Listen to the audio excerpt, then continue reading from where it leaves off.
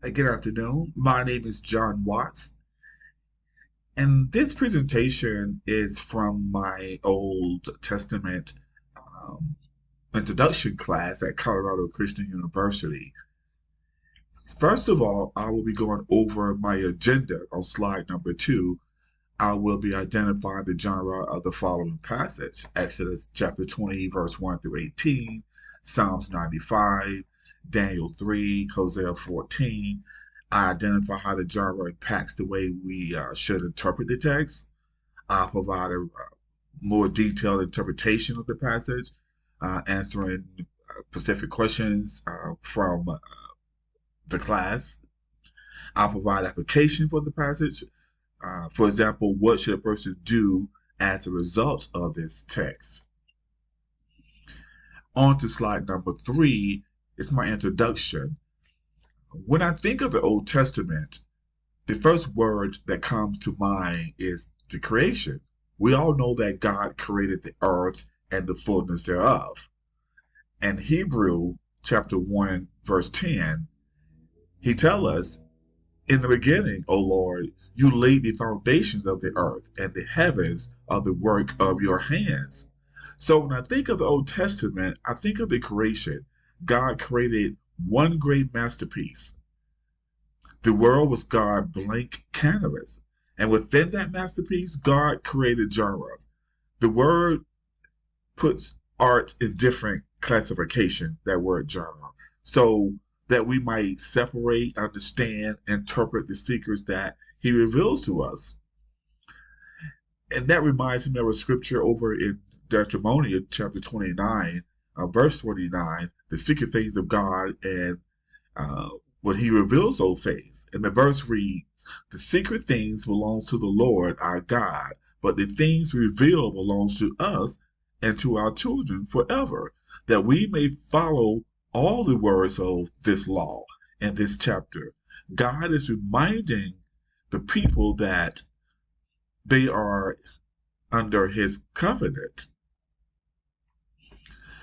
Moving on to slide number 4, where we'll go ahead and get into the different genres of the literature of the Bible. I'll identify those. First, I want to list the different literature classification of genre in the Bible. We have law, history, wisdom, poetry, narrative, epistles, if I'm saying that correctly, prophecies, and also the apocalypse of literature, which is to reveal things. Next, we'll go to slide number 5, where I took the passage and I categorized those by genre according to the list on slide number 4. So we'll take Exodus, and I place it in under the narrative and the law genre. Um, I took Psalms 95, and because of the hymns and the poetry and the narrative, I placed that under that genre. And Daniel, the apocalypse of Daniel, I placed that under that narrative as well. In Hosea 14, I placed it under the prophecies covenant law. It's a prophecies and also it's a covenant that God made with his people in the law. Now, part 2 on slide number 6 identify how the genre impacts the way we should interpret the text. We are not the same. We all interpret art, scriptures, and music differently.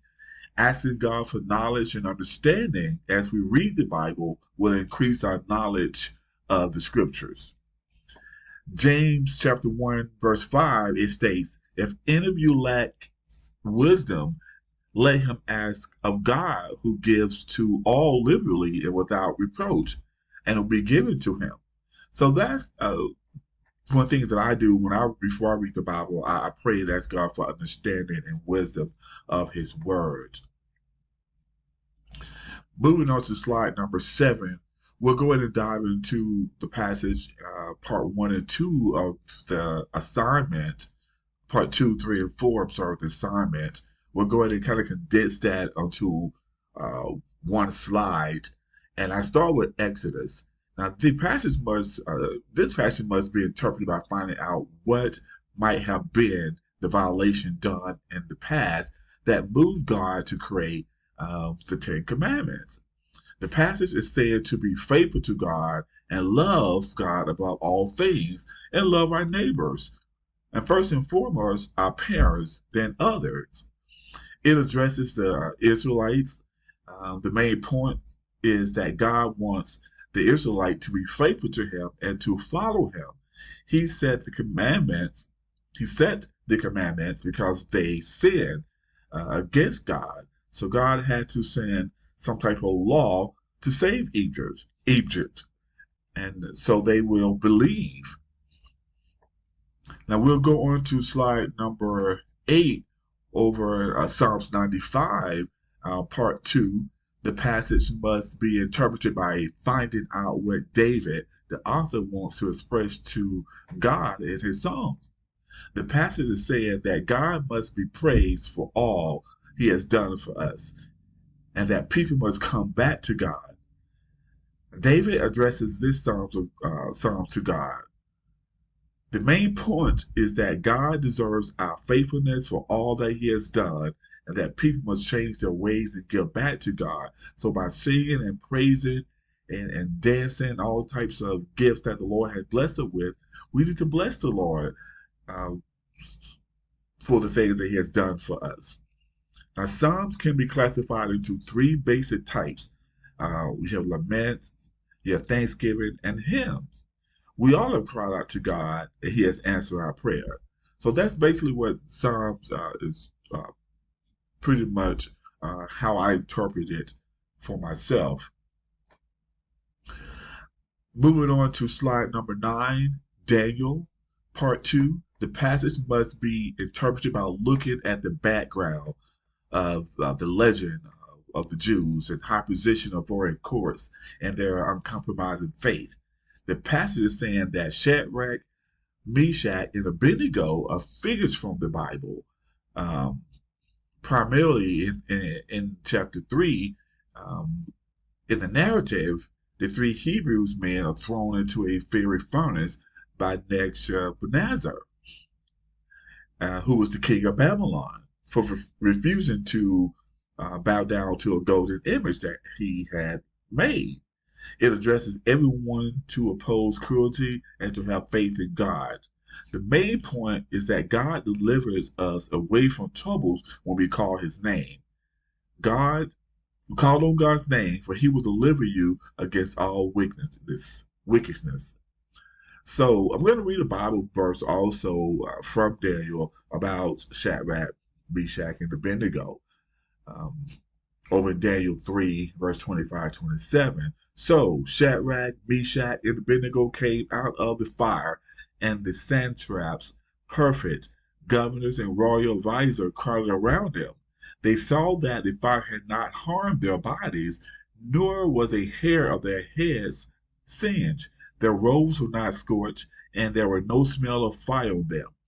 I love that passage because we all go through things in life, and we go through the fire, so to speak, where we go through our trials and tribulation. But God will bring us out of that if we call upon Him, if we cry and sing praises to Him, and tell Him our troubles. He'll bring us out without a cent, without a cent. So I love Daniel in the story of Shadrach, Meshach, and Abednego. Moving on to slide number 10, Hosea 14. Part 2 of the sermon, the passage must be interpreted and by finding out why the author wrote this.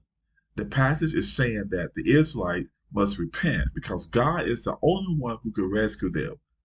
The main point is to repent because God is a forgiving God. Say yes to God and see all of His benefits.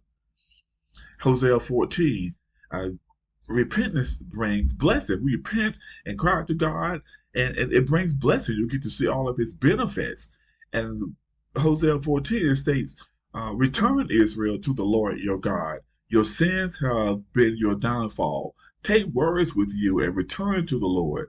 Say to Him, forgive all of our sins and receive us graciously, that we may offer the fruit of our lips. So God wants to forgive us. He wants us to have the best in life. He wants us to repent so we can see all of his great benefits that he has for us. Now, slide number 11, I'm going to go ahead and sum it up. The summary of the text. The text genre is an important factor to consider when interpreting the Old Testament. We must take it as it is in its literary form and not add to it or take away from it. Asking God for wisdom and understanding before you dive into the Word of God. God is the creator of all things, and He has made man dominion over this earth.